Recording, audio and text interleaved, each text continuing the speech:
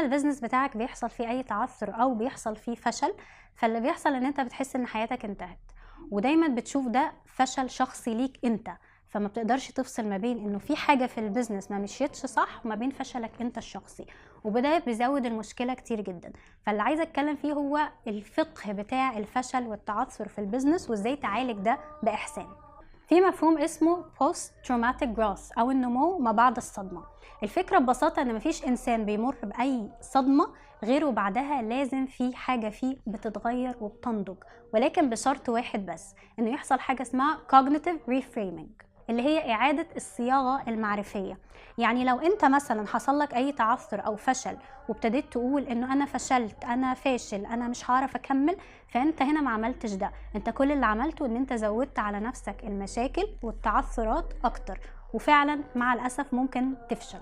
ولكن لو انت ادركت انه اللي حصل ده هو حاجة في البيزنس، في خلل حصل ما في البيزنس، هنا مخك هيبتدي ان هو يبص على الداتا والارقام ويحلل عشان يفهم هو الفشل ده حصل ليه او التعثر ده حصل ليه، وبهنا انت هتكون قدرت ان انت تتغلب على ده وتفهم الرسالة، وطبعا بعدها هتكون اكتر نضجا في البيزنس بتاعك واكتر وعيا ان انت تاخد قرارات صح. وده كمان بيزود المرونة النفسية او الريزيلينس عنك، لانك بيخليك بعد كده خلاص لما بيحصل اي تحديات تانية فانت قادر ان انت تواجهها.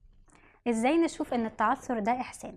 اول حاجة يعني انت محتاج ان انت تشوف انه في الاخر اللي حصل ده اكيد فيه من وراه خير. تخيل ان انت دخلت مشروع وخسرت مبلغ كبير جدا، عندك طريق من الاتنين، هتفضل تلوم نفسك وهتفضل ان انت تزعل وتتضايق وتحس بالفشل، وده هياخد اكتر من 90% من طاقتك وهتستنزف بسرعة جدا. او هتقدر تقول انه اكيد ده كان لخير ليا واكيد في حاجة تانية ممكن طريق تاني امشي فيه، او ان الطريق ده كده كده ما كانش هيكون افضل حاجة بالنسبة لي. وهنا ده هيفرق معاك كتير جدا، اللي هيساعدك ان انت تدخل في منزلة التسليم لله، وده هيفتح عليك ابواب كبيرة جدا من الرزق. تاني حاجة هي فهم رسالة المنع. محتاج تفهم انه ربنا بيمنع وبيعطي، والاتنين في الاخر هما رزق.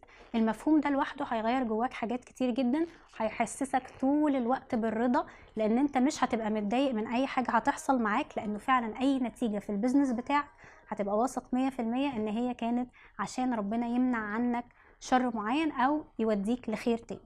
تالت حاجة انت محتاج ان انت تعيش في المنازل.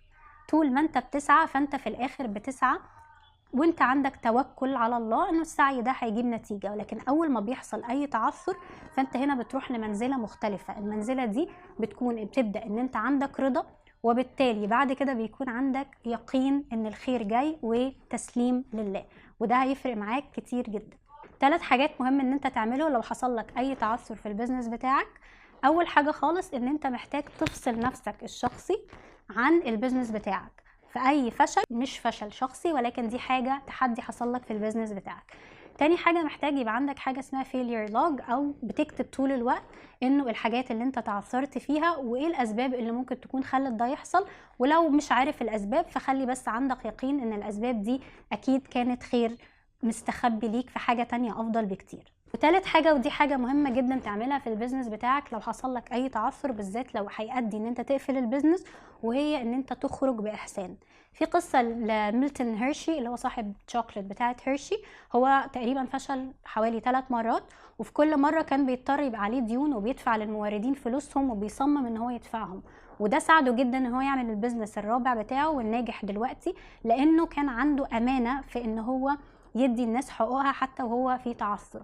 تحدي حلقة النهاردة هي جلسة مصالحة مع الذات. لو عندك اي احساس بالذنب مع نفسك او جلد ذات لان انت فشلت او تعثرت في حاجة، اقعد مع نفسك وقرر ان انت مسامح نفسك، وافتكر ان انت حاجة والبزنس بتاعك حاجة، واكتب كل الدروس اللي اتعلمتها من الفشل او التعثر. واشوفكم في حلقة جاية من بودكاست بزنس بإحسان.